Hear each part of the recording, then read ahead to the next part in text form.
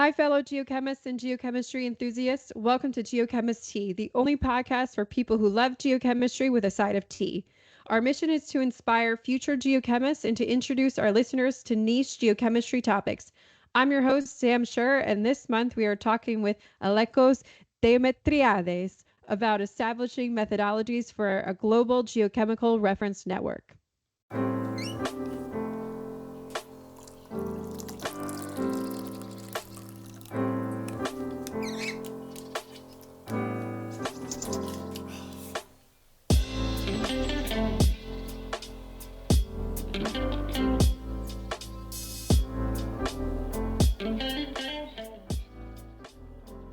Demetriades is an applied geochemistry consultant for both the mineral exploration and environmental industries. Alecos, welcome to GeoChemistry. Thank you very much. It's nice to be on board. Alecos is a geologist and an applied geochemist with decades of experience in mineral exploration and global geochemical mapping. He spent more than 30 years with the Hellenic Institute of Geology and Mineral Exploration before industry consulting and training geologists worldwide. He holds degrees from the University of London, the University of Leicester, and a PhD from the University of Patras, focused on the geochemistry of lacustrine and stream sediments. Today, he serves as chair of the IUGS Commission of Global Geochemical Baselines from 2024 to 2028 and is a fellow of the Association of Applied Geochemists and the Society of Environmental Geochemistry and Health.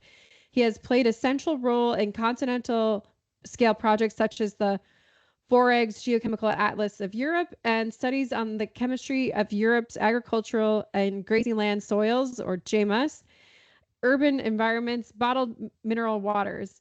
He also serves on the editorial board of Geochemistry, Exploration Environmental Analysis, or GEA. This was just a short summary of your career, Alecos. Could you take us through your path into geochemistry, what first drew you into the field, and share with our listeners some of the highlights of your work, as well as what you're focusing on today? I have to go back. Right? A long time ago, probably before you were born. 87, so maybe. Yes, definitely. Anyway, I started to like geochemistry when I was doing my bachelor course at Queen Mary College. And we did not have at that time a dedicated course in geochemistry.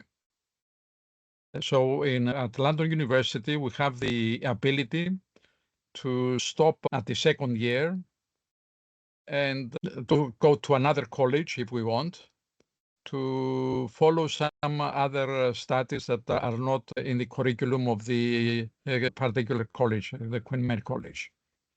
So I went to Birkbeck College and did a geochemistry course there with Paul Henderson, and he is a very good geochemist. And afterwards, I went back to Queen Mary College. I completed my studies. And then I did an MSc course at Leicester University, where we had Clifford James, who was now a good applied geochemist from the famous school of John Webb at Imperial College, the applied geochemistry sort of department. Cliff was so enthusiastic that most of us essentially followed applied geochemistry afterwards, because he had a great enthusiasm. So when I came to Greece, I had an MSc in mining geology and mineral exploration. And when I was employed in 1976 by the Institute of Geology and Mineral Exploration, although I had in the mineral exploration course, we learned a lot of things, and we could do everything at the mineral exploration side. The regional office, they wanted an applied geochemist. So I started working as an applied geochemist, although I used my knowledge in applied geophysics as well at some stages, and also mining geology when we started developing an exploration at it. But my sort of vocation and, let's say, dedication was in applied geochemistry. And because it's very variable, we were never bored in applied geochemistry. There's always a problem. There is always a problem to solve. There is always a new area to work with or on, and you have to apply different geochemical techniques. So there is always a challenge. And this is very important. It keeps us, let's say, on a continuous sort of advancing our knowledge and this sort of thing. And also, we're not afraid to explore new techniques that are coming in. For example, the XRF, portable XRF.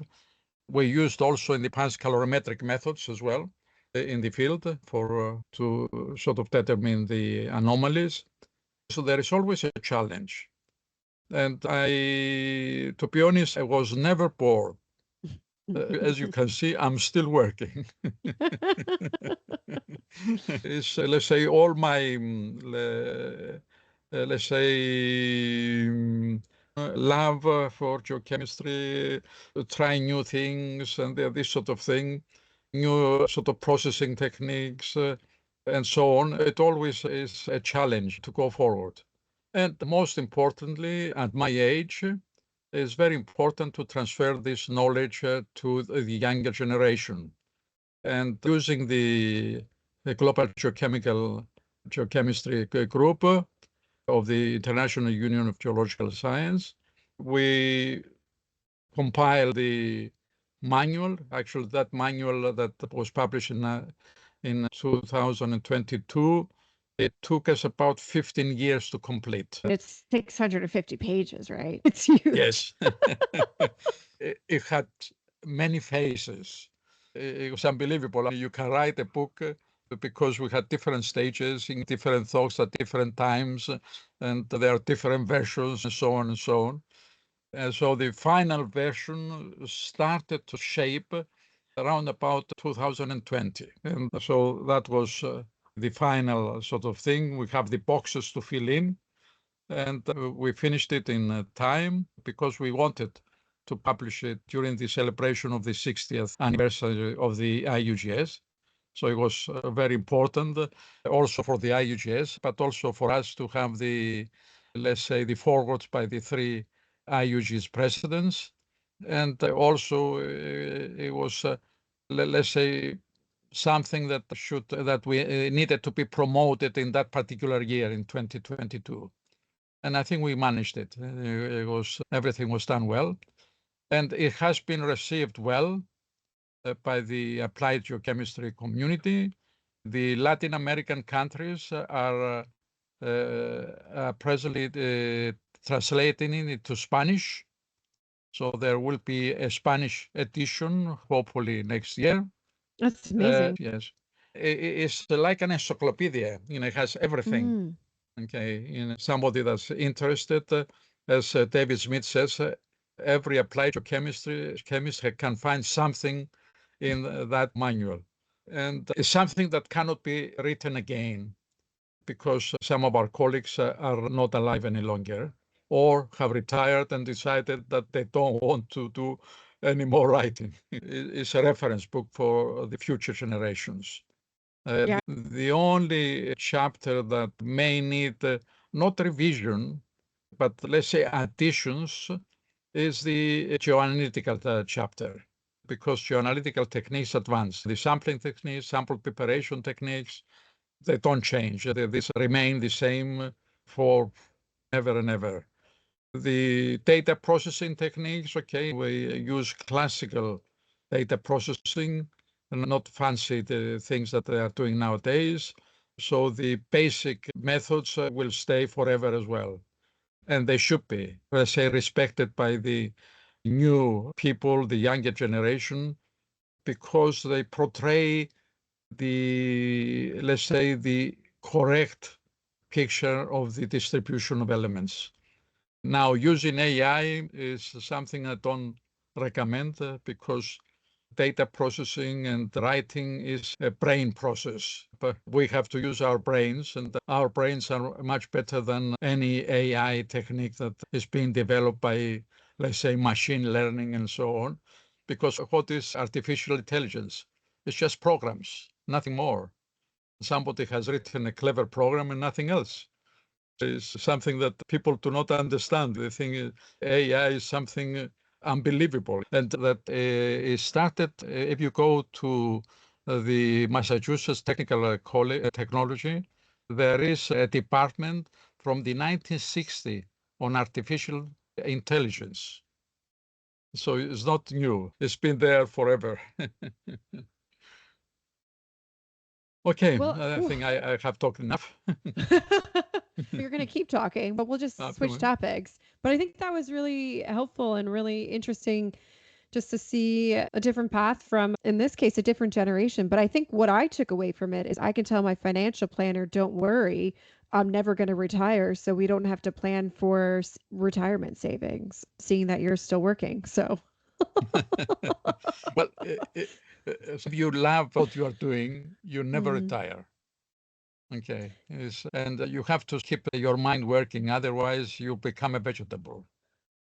That's a good point. Yes. Yeah. You Yeah. have to be careful. Very careful. It's interesting though, as I've become friendly with a lot of particularly different consultants, applied geochemical consultants that are not of my age, that are a little bit older, it's interesting to see them always try and quote retire, and their retirement just looks like different stages of them maybe doing one last project a year, but then the next year they just pick up two more because they just can't stay away. So it really speaks to, I think, our community and some of the stuff that we do, because I think maybe some of the stuff that I'm doing right now as an applied geochemical consultant, people that are much older are like, she can have that. That's not interesting. But then they maybe get some things from the different universities or the different organizations where they're getting involved with some of these projects like this, where their knowledge is just so tacit and essential. And it's just so great to be doing things like this so that people like me and other geoscientists can go in and pull from all these. You don't necessarily have to be the smartest geochemist out there, but just all that collective years of accrued knowledge is just incredible, and things that, why reinvent the wheel when it's then recorded? To everybody that's curious, I'm going to have the link to this book. It's already on the GeoChemistry website, but it will definitely be there with the show notes as well. Yes, this is true. We are always let's say the old generation applied geochemists, in my opinion, are there to help all the younger ones. And when they approach us, we are always there to help them. Okay? We never say no to anybody. I've definitely found that, everybody. The questions that I've asked from basic to maybe slightly more complex, they might have said, hey, can we do it in 2 days from now? But nobody's ever told me that they can't help me. So I agree with that. Yeah. The thing is, if we don't know the answer, we usually know somebody that knows the answer. Love that. For example, I don't know, do you know Bob Garrett? I've heard of him. I don't know him, though. Yeah. He's an encyclopedia. So then I must have him on the show. Yeah, you must have him on the show, definitely. All right, I'll write that down. For example, when we were looking for the Global Geochemical Reference Network cells, which was something that was done way back in 1994 by Niels Gustafsson. I thought that, and Niels Gustafsson was at the Geological Survey of Finland. Since I am in contact with our colleagues there, I contacted them. I said, do you have all the file with all the Global Geochemical Reference Network cells? They said no. So I was desperate, to be honest, because what Niels has done is unbelievable. Because it was a complete study of the whole globe of how to divide it and to be divided correctly, equally. He was experimenting, and he was a good mathematician, a good also computer expert and so on. So I said the only person that could help is Bob Garrett, because he was also an author of the 1995 reference book. So I sent him an email. I said, Bob, help. That yes, you That's are it. very fortunate. I have the file in Access. Was it on a Uh, floppy disk? no, he had on a hard disk anyway. He said, if you can read Access, so he sent me the Access file, and I retrieved everything. And now we have the 19,833 grid cells of 100 by 160 that covers the whole globe. And if you see it, it's unbelievable. They all fit very nicely. I love that. I And feel like I this, have to get my maths friends involved in this. They yeah, would find it interesting. and this work cannot be done again because you had a person that he was very good in geodesy, in mathematics, in computers, in programming, and so on. And this was Niels Gustafsson. I don't know how long it took him to do this, but anyway, it's something that it would have been lost completely if Bob did not have this information.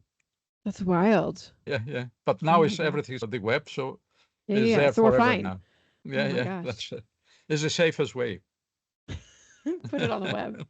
Look, at this point, I think we've heard a bunch of tea, but I also want to say that I think at this point we should have a little bit of tea time. Yep. The kettle's hot, so what did you bring? My tea. Physical tea. Physical tea. It's a mixture of I love that. the different teas. Okay. And it has cinnamon in it as well. So it's a very nice tea. Do you have any good stories to go with it? No, I don't have. Actually, I don't know if you are a tea drinker. I like Lapsang Souchong. I have no idea what that is. It's a Chinese blend, and it has a peculiar taste. Okay. Okay, the taste grows on you. The first time you drink it, you will not like it. If you are keep drinking it, you like it. And when during my first year, I used to share a flat with a colleague, a friend from my hometown, Coventry. And we had, I think, about 20 different blends of tea. And every evening we used to have a different tea to start with. And afterwards, when we were deciding which tea we're going to have, we always went to Lapsang Souchong. So This is so interesting. Is it from a particular province in China or just? place, so I don't know from where they get it. Gotcha. Okay. So it's Tetley's. I know that this is maybe basic of me, so I think most of the listeners know that I'm American. We have very basic teas here. It's not really our thing. But I was in Australia last year and with some friends, and I've always liked the flavor of Earl Grey. Yes, But definitely. they introduced me to French Earl Grey, which I had never had before. I've yet to discover to buy it the way it tastes in the US. Thankfully, I'm headed to Australia, I think on Sunday, actually, very soon, and I'm going to stock up. It's this French Earl Grey. It almost had these notes of vanilla in it. I can't really explain it. It was just, I already forget it, except for the impression that this was like my favorite blend of Earl Grey. It was just such an incredible flavor. So Yeah, I'll try it. I like Earl Grey as well because the Lapsang Souchong, you cannot find it everywhere. you need a back. So when I am abroad, I always drink Earl Grey. That's my preference as well. Yeah, because I usually have a lot of stomach issues. Oh, I always like at nighttime, I just need some like mint or like a ginger blend or something. Just got to calm down that digestive tract. So that's also how I keep healthy. that's good. Actually, tea is good for you, to be honest. There you go. It is. Then I love this because so during tea time, the whole point of tea time is to hear like some kind of juicy gossip, but I've never had a tea time where we actually just talked about tea. So I think that this is incredible. You should go to England. I was there when for we have SEG a few years ago, and I keep telling myself I need to go back because I had such a great time, and I didn't think that I would have as great of a time as I did. when in England and staying at my sister's home, we have tea time the classical way. Aha. Wow. With Of like the course. sandwiches and stuff. Yeah, the family with the teapot, brewing correctly, the tea and so on, the cakes and everything. So it's really tea So time. when you have tea time, like that is definitely, yes, high class, high brow. When Yeah. Americans have tea time, that is us just gossiping disgustingly about whatever's going on. We okay, we also gossip, but There you go. Okay, so we're not so different. we gossip in style. Aha. Americans, we don't have that kind of class. Yeah, no. If you are ever in England and I'm there as well, I will invite you to Sutton Coldfield I love that. for tea. Okay, I'll bring very juicy gossip, but we'll do it with the finger sandwiches, some scones, and correctly brewed tea. Okay, I love it. Amazing. Perhaps the best tea time that we've had so far on the show. With that, I want to thank you for bringing that tea. And we talked a little bit about it in the beginning, which I loved, but let's talk a little bit or a lot more about now these global geochemistry data sets, which is, I believe it was Dave Smith that was like, Sam, please meet Alecos. He must be on the show. He must talk to you and the greater listenership of the show about what he and the team have been doing, because it's such a huge resource for us as applied geochemists and for geology in general. So to start with, I wanted to lead with that the concept of the Global Geochemical Reference Network, or if you see it, it's abbreviated as GGRN. It was introduced in the 1990s. Could you explain what the GGRN is and why it's such a critical framework for global geochemical mapping? We wanted to have a structured sampling. Okay. And the only way to have it is to have a grid. Okay. And this was the job of Niels Gustafsson. He was the expert in this. And he experimented and he established the Global Geochemical Reference Network, the GGRN. And these cells are 160 by 160 kilometers. They cover the whole globe very nicely. And if you see it, you won't believe it, but it's true. There are 19,833 cells. Okay. And also, as our globe is a sphere, he had to shift the cells depending on the latitude in order to keep the area constant. Interesting. Yes, yeah. It's amazing what he has done. That's why I said it's impossible to do it again. It's a really reference work that Niels Gustafsson done, and fortunately Bob Garrett had the file. Otherwise, we would have had problems. I don't think any of us would have been able to regenerate the work that he has done. So we have these cells that cover the whole globe.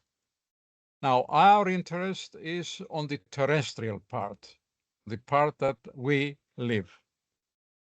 The cells that cover the terrestrial part of the globe, there are 7,356 cells.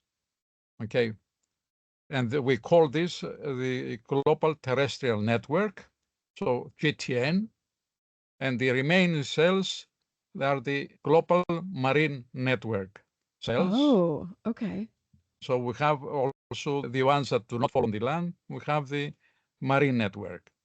Now, the marine network, to do the sampling there, is costly and impossible to do with the, let's say, with the gadgets we have, because we have to go to oceans, and some of our oceans are really very deep, and to take a sample from deep down is very difficult. So we concentrate now on the terrestrial part. And the idea now is to collect samples randomly within the cells. Now, this is where the mathematicians and statisticians, including Bob Garrett, so he can tell you more about the history than myself, they designed a system of dividing each GTN cell of 160 by 160 into quadrants. Okay. And we have also routines now for developing random sites within the quadrants. Okay, we have R script routines, and we are going to publish also Fortran routines in a few months that do this, because with R scripts, most people are not accustomed to R scripts, so it's difficult. And we have an in-house mathematician and statistician and programmer, and he has written Fortran programs that can do the work very fast and very easily. So we have one random site in each quadrant of the 160 by 160 kilometer cell, and we have another one, a fifth sample, which falls randomly in any of the 4 quadrants. Okay, so we have 5 random sites. Okay. Now, the idea is that when you start the planning is to select the nearest second-order drainage basin. Why we select the second-order drainage? Because it is normally far from, let's say, towns, villages, and so on, because we're after pristine conditions, natural conditions as possible, and also the least human interventions. Okay. And so from this second order catchment basin, we collect we select the sites, of course, and we collect rock, residual soil, stream sediment, stream water, and overbank sediment. Now, for the soil, we collect top and bottom, because the bottom sample is very important because it's the reference sample, as the soil scientists state. And also, we collect the top and bottom overbank sediments. Again, the bottom sample is the reference sample. Now, this second-order stream leads to a third-order stream. And from the third-order stream, we collect only floodplain sediments, top and bottom. Now, floodplain sediments and overbank sediments are similar because they are deposited during flood conditions when the water is receding. So they are very fine-grained sediments. And you can say this is the material we have on our agriculture plains. Okay. So from each catchment basin, we have a lot of samples, as you can see. And we have done this in Europe. This is the only country the only continent that has carried out the global sampling, not in the same sort of expanse that we wanted, because we had also people that did not believe in this work that we were doing, and also people that did not want this work to go ahead. We have politics involved, unfortunately, even in our science. Anyway, the FOREGS Geochemical Atlas of Europe is one of the best examples we have, whereby 26 countries participated. We have written a manual, which is according to the 1995 IGCP 259 report. And all the sampling teams were trained in Slovakia before we started the sampling, because it's very important that all the teams are doing the sampling the same way. Of course, we had to monitor the sampling. So when we had meetings in different countries, and we checked if our colleagues were doing the work correctly. Now, we had the Italians that unfortunately did not collect the samples correctly, especially for the residual soil. They tried to, let's say, to do the work the easiest possible way, and this was not the best way, unfortunately. So we said, unfortunately, you are not doing the correct sampling, so you have to resample all the sampling sites.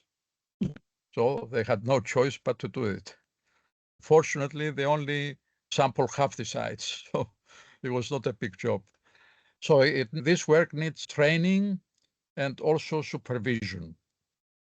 Now, in order to develop the Global Geochemical Reference Network, apart from the correct sampling strategy, you have to prepare all the samples, if possible, in the same facility. And this is what we have done. All the samples were prepared in the laboratory of the Slovak Republic. And also, all the samples should be analyzed in the same laboratory for the same suite of elements and with the same standards and reference materials. Okay, this is the quality control that we insist that we must have in all the applied geochemical surveys.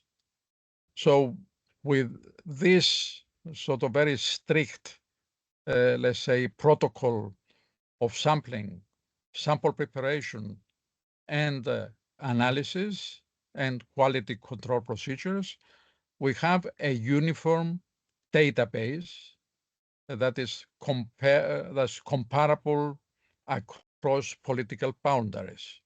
Okay. So what we have now in Europe is a unique reference network because all the samples were collected with the same methods and analyzed with the same methods and processed by the same methods. Could you take, say, let's say that Finland or Italy has their own national database of samples and they want to compare it to the database that you collected. Is there a way that they could compare the two, or would you not recommend this? Now, the idea of Arthur Darley, the leading author of the Blue Book, as we call it, which was published in 1995, was that we use the same leveling technique as the old surveyors used. Now, Arthur Darley was one of the pioneering field geologists. And also in the old days, he used to go into an area where there were no topographical maps. Okay. So he knew how to survey the area. He was also a sort of surveyor, and also to make the geological map afterwards. He had to make the topographical map first, and then the geological map. Now, the topographical map that he made, he used the triangulation stations. I don't know if you are aware of triangulation stations. Go for it. I am not. You are not. Okay. In the old days, in fact, there still are, there are reference points on the ground. Okay, there is usually a pillar that has the exact coordinates and also the exact height. And this was made by surveying. Okay, this is an exact location. Okay, in the on a topographical map, and the surveyors use the triangulation points to level the data they collected during their topographic runs. Okay. Arthur Dunley thought that it would be possible to have the reference network, which is a harmonized network, as we, let's say, geochemical network, and to level the data of more detailed work that is being done by each country. For example, you mentioned Finland. Okay, Finland has a very good database. They have a very good stream sediment geochemical database and a soil geochemical database. And we, in fact, try to do it.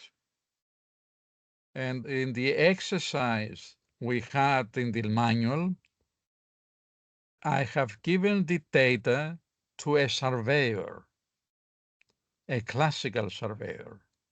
Okay, because I knew what it should be done, but I wanted the opinion of the surveyor of what the conditions should be for the leveling.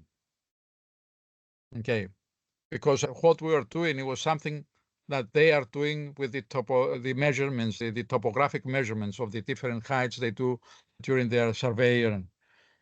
So his experiments came to the conclusions that we already knew, that the grid points, let's say the grid points of the Global Geochemical Reference Network, must be close to the sampling sites of the more detailed regional work. Otherwise, you're not going to be able to level the data. Okay, this was a very important conclusion. And we have seen this, we have tested this method also in Germany and also in the Hellenic Republic, where we had the data as well. And the conclusion was always the same. If we selected samples which were far away from the global terrestrial network points, the difference was great and you couldn't level the data. Okay, so the leveling exercise is something which is not easy to do. It has to be done very carefully. Otherwise, the new map you are going to have is not going to represent correctly let's say, the actual situation on the ground. So the advice we have now is that the countries that have not carried out the original geochemical exploration, they should see the global terrestrial network grid cells and also the sampling sites that are proposed, and collect samples, if possible, even at the same site as the global terrestrial network point. Okay, and by this, we can have a much better leveling for all the other data and a much better map. So it's not an easy process, and it's a process that has to be done carefully. Now we are trying some other methods as well, but I think what the surveyor has done showed us the correct way of working. It's so interesting because I think a lot of times we think just from a data perspective, we're only thinking about the geochemical data, right? Or the geological data. And we're thinking that as long as we've leveled to the analytical method, for instance, or to the geology, that will be fine. But it's interesting in the sense that geochemical data, geological data is also spatial. And your findings have shown that if we're not also considering the topography, then our leveling exercise might be not right. This is it. You are leveling against what? Okay. You must have points in the regional geochemical survey that are very near the points of the global terrestrial network. Because if they are not, you will not get the let's say, the correct picture. Right. Okay. This is very important, and this is what we are teaching also the people that because we have workshops, and we try to explain this very carefully with examples, and also they do the tests as well, in order to see the problems involved. Okay, it's not something that you do just without thinking. You have to use your brain sometimes.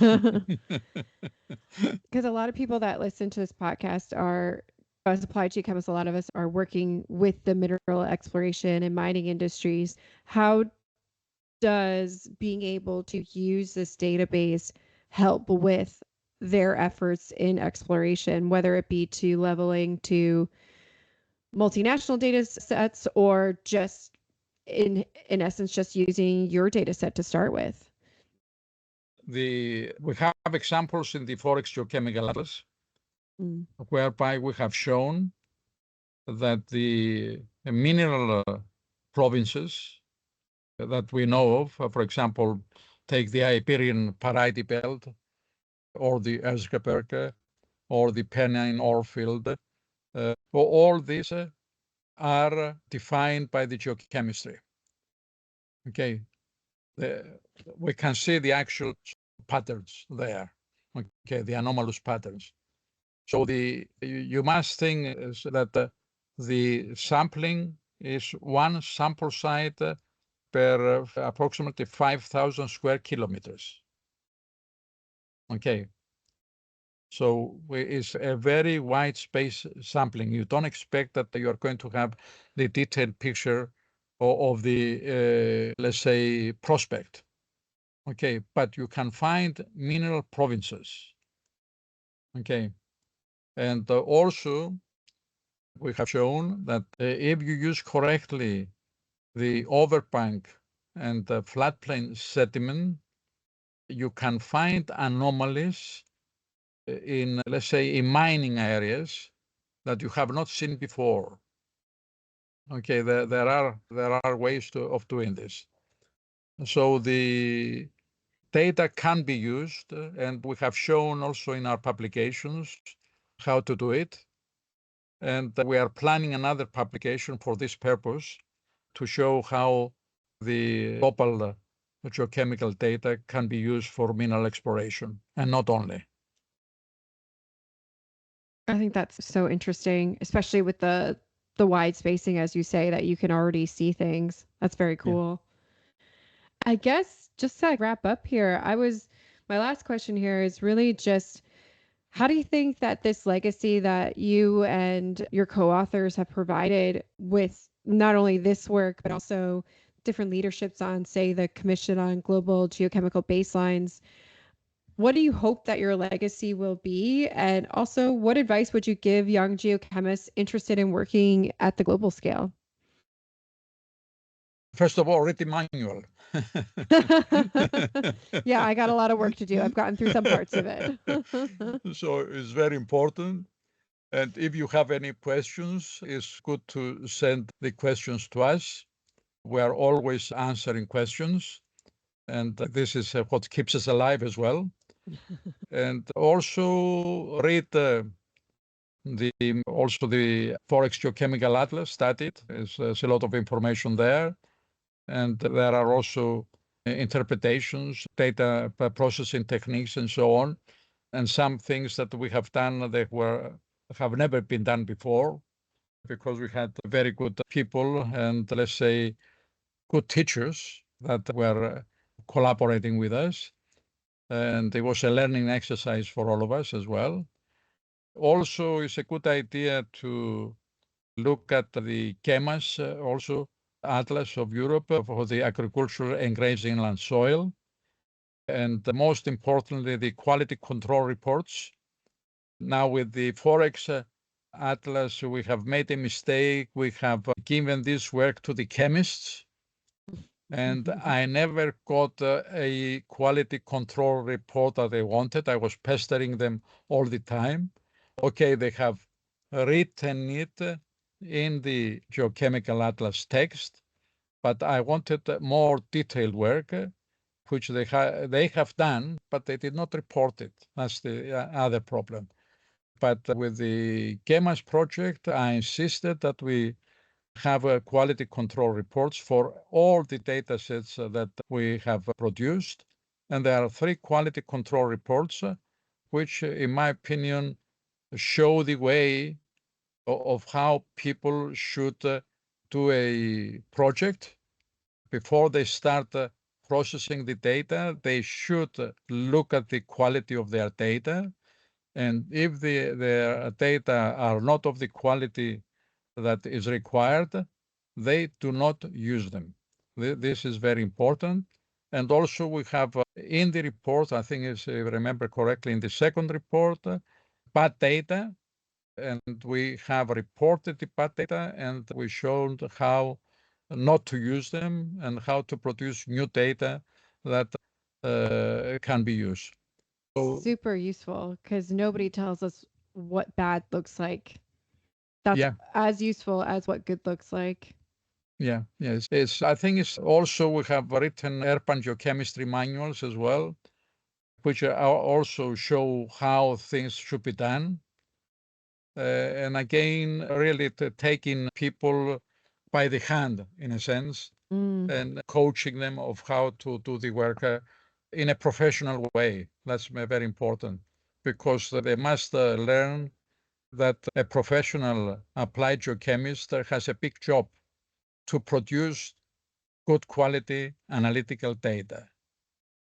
Now, how the data are used afterwards, it depends on the person that is interpreting the data, and also on how he wants to use the data.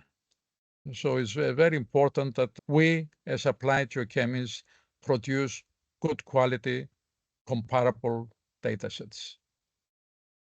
I love that.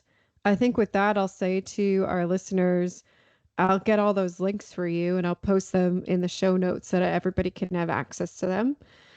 And otherwise, I really want to thank you for being here so much. And I really hope that you enjoyed talking about the topic that Dave Smith chose for you for the show. I want to thank everybody for listening to Geochemistry, and a big thanks to Alecos Demetriades for being on the show, dishing some tea, and talking about this huge quest that you've been on. Thanks to our sponsor, LKI Consulting, and to It's Water and Coma Media for our music, and I'm looking forward to chatting with everybody next month. Yeah, thank you very much, Sam. It was a pleasure talking about my love.